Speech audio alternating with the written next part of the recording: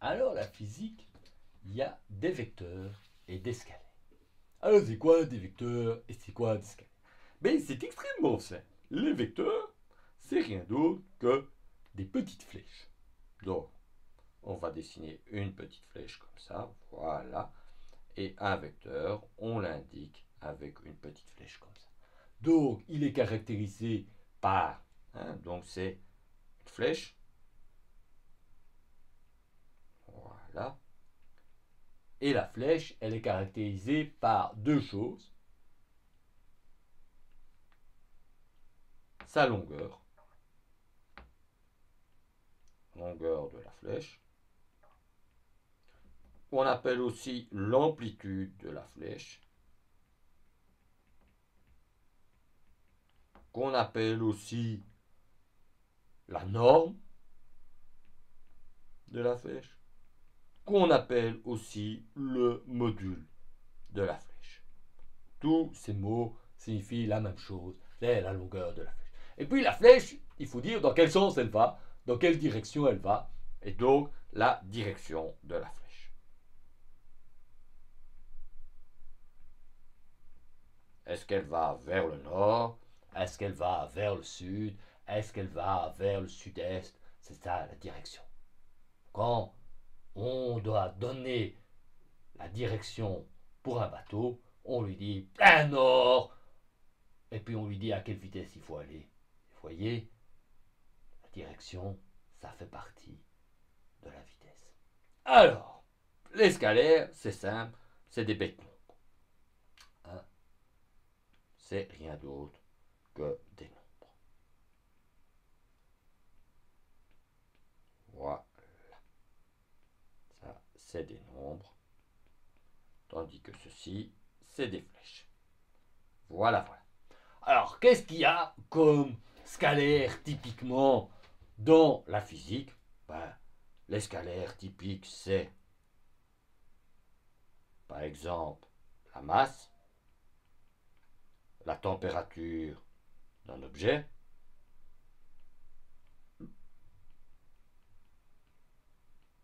l'énergie, c'est un nombre. Par contre, la position d'un objet va être caractérisée par un vecteur. Donc, la position d'un objet, pilou pilou, la position d'un objet va être réalisée x. Et on va dire que c'est une fonction de t, parce qu'on va supposer que l'objet bouge avec la fonction. La vitesse va être v de t, va être un vecteur.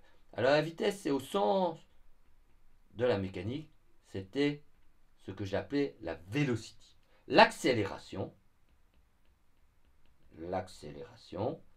a de t, c'est un vecteur. Les forces, ce sont des vecteurs. Par contre, la norme de la vitesse,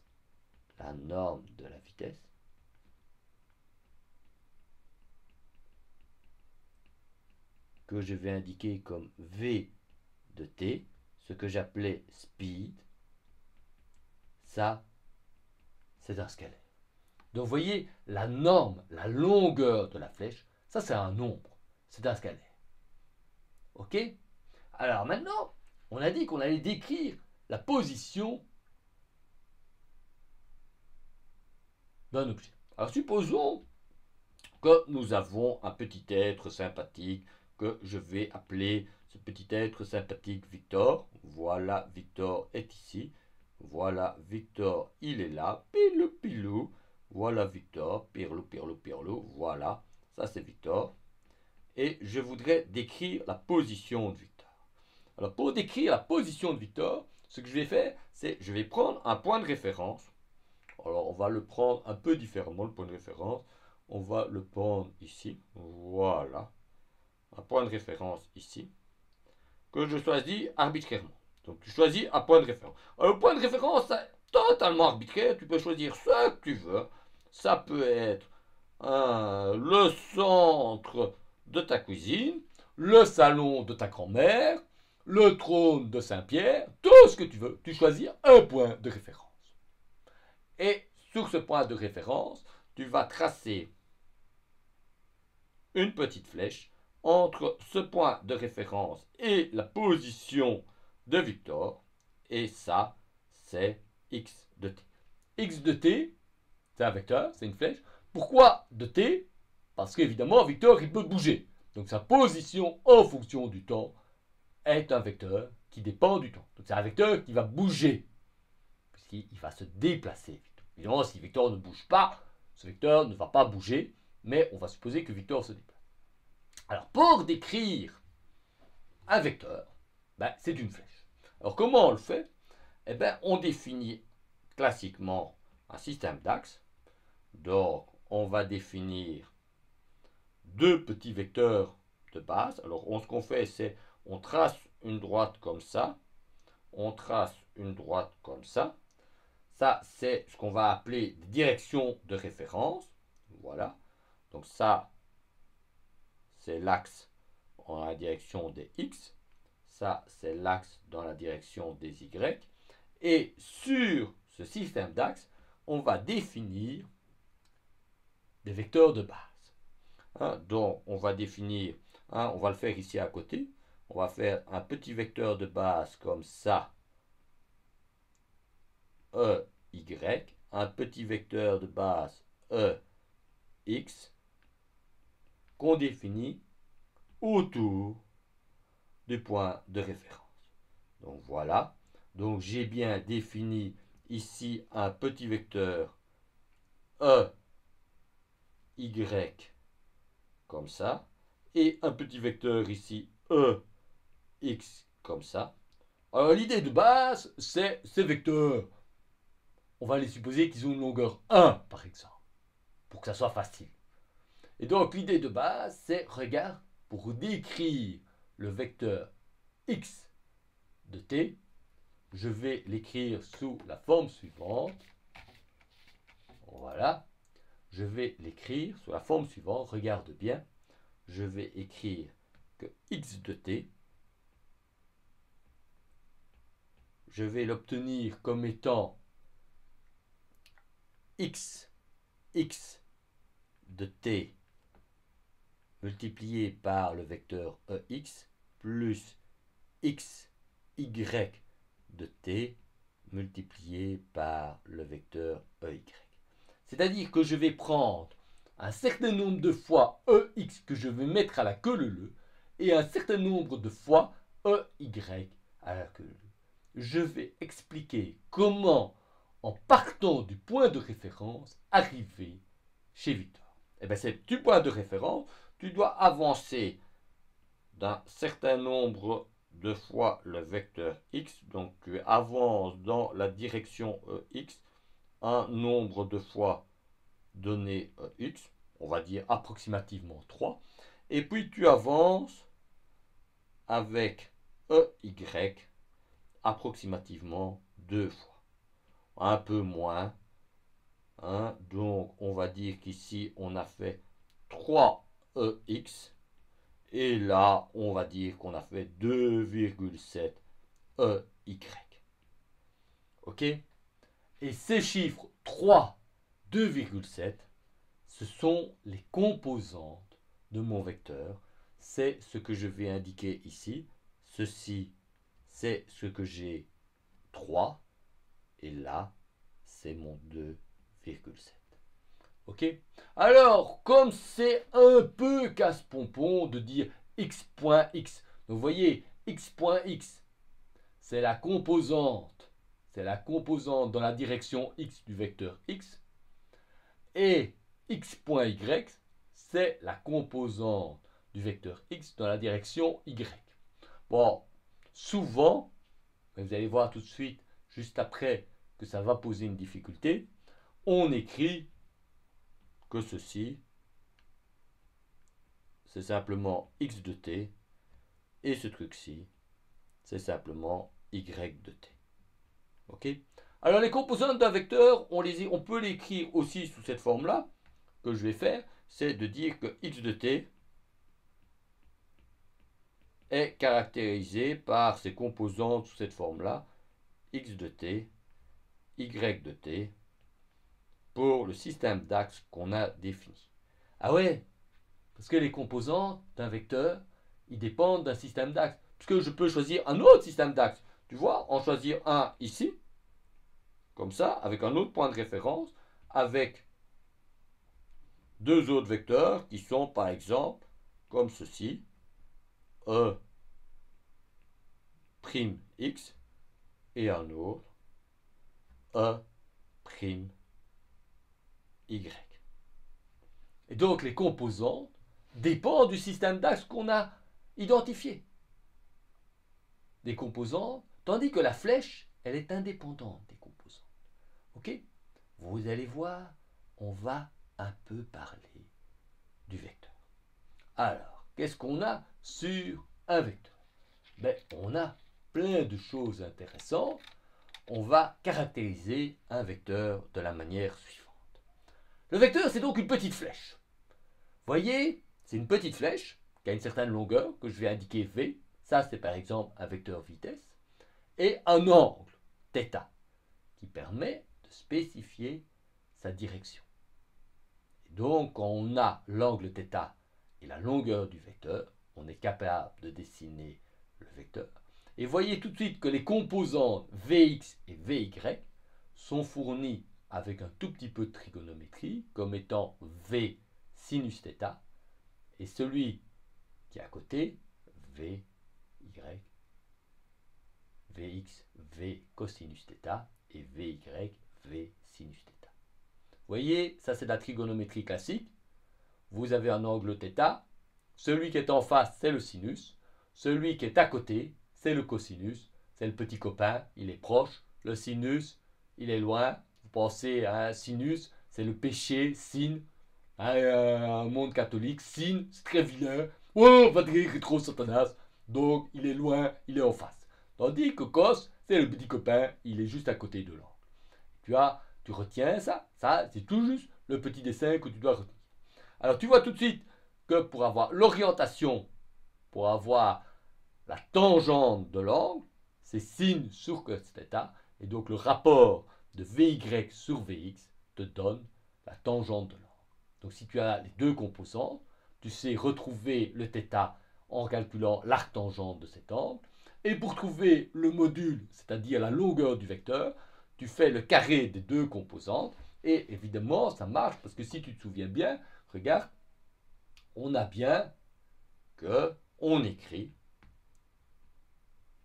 Vx, le vecteur, fois Ex, plus Vy, fois Ey est égal au vecteur V. Ok? Et donc, on a la norme du vecteur, qu'on écrit comme ça, radicale de Vx au carré plus Vy au carré. Ça, c'est bêtement Pythagore. Le carré de l'hypoténuse, c'est la longueur du vecteur, est égal au carré des deux autres côtés. Il n'y a rien de nouveau là-dedans. Ok? Alors, ce qu'il faut bien identifier, c'est que maintenant je peux définir des systèmes d'axes. Un système d'axes ici qui est comme ceci, x, y. Ça, c'est le système d'axes que j'ai défini. Mais je pourrais définir un autre système d'axes comme ceci. Voilà. Avec x que je vais appeler chapeau et y chapeau. Et évidemment, les composantes d'un vecteur dans un système d'axes ne sont pas les mêmes. C'est pour ça que je vais indiquer ici, quand j'indique le vecteur V ainsi, qui est égal à deux composantes Vx, Vy, j'indique que ces deux composantes font référence au système d'axes x, y et qui valent ici V, celui en x cos θ, et celui en y, V sin θ par rapport à ça. Ok? Et ça, cette partie-ci, voilà, quand j'écris ceci, voilà, ça, cela dépend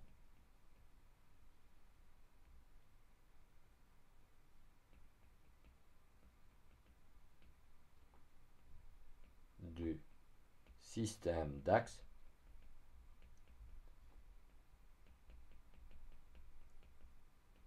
Par contre, quand j'écris V avec la petite flèche ici, cette partie-là, ça, c'est totalement indépendant du système d'axes. Donc ça, c'est indépendant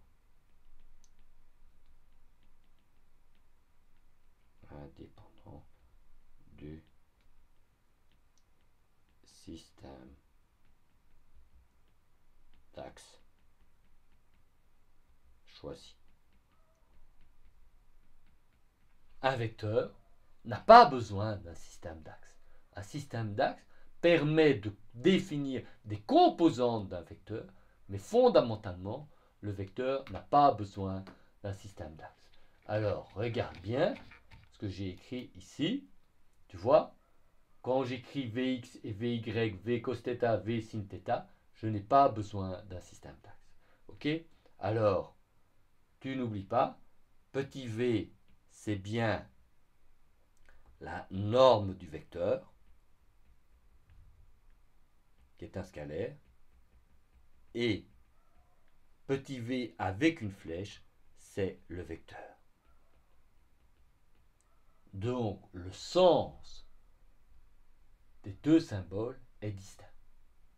Alors, tu vas remarquer tout de suite que si je reviens à un vecteur position, quand je dis que les deux composantes, c'est x et y, et que je calcule la longueur, la norme du vecteur, et que j'écris ici que x est égal à la racine carrée de xx au carré plus xy au carré, tu notes qu'ici, il y a une ambiguïté entre x de t et x. Quand je parle de x de t, c'est la composante. Quand j'ai le x en dessous, c'est la longueur du vecteur. Si je veux éviter cette ambiguïté, je suis obligé d'utiliser un symbole différent, xx et xy. Vous allez voir que c'est très fatigant de traîner tout le temps ce xx et ce xy. Et donc, très rapidement, on va décider de remplacer xx et xy par x de t et y de t. Mais alors, il y aura une petite subtilité, c'est quand j'écrirai x de t, est-ce que c'est la composante x ou la norme du vecteur? Il faudra savoir. Si vraiment il y a un doute, alors je noterai la norme du vecteur avec ce petit symbole-là pour dire que ça, c'est la longueur du vecteur x. Mais s'il n'y a pas d'ambiguïté, et si on peut le comprendre facilement, quand je voudrais expliquer que j'ai la longueur du vecteur, j'écrirai ici simplement petit x. Ok? On a maintenant défini le concept de vecteur. On va passer à l'étape suivante, c'est comment faire des opérations avec les vecteurs. Voilà, c'était la fin de ce premier épisode et on va donc passer à l'étape suivante.